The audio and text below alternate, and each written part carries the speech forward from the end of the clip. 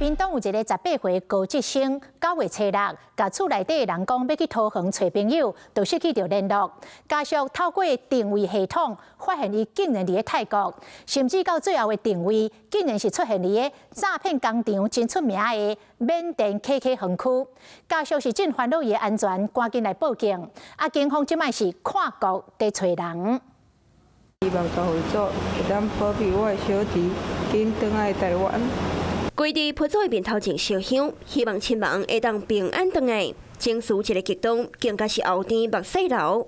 因为想袂到，小弟讲要出门找朋友，煞超过1礼拜失去联络。失联不见的是我表弟，他就说他要去桃园找人。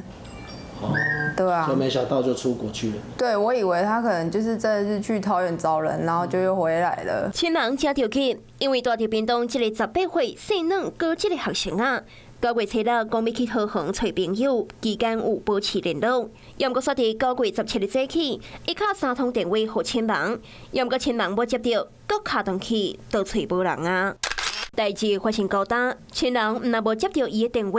当时问伊人伫对消息，伊嘛拢无看，无回应。听说是外面欠钱，对，就欠4、5万吧，然后就说要出去了。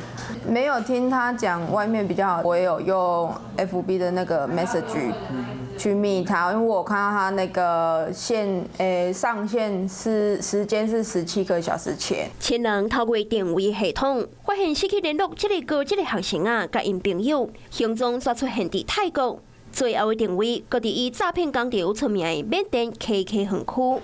亲人经烦恼伊安危，马上报警。经本分局依规定受理查询后，该失踪男子已于9月8日出境泰国。警方接到通报了后，随跨国找人，专人依照人口还原的案件受理，希望用上紧的速度将人找到回来，互家属放心。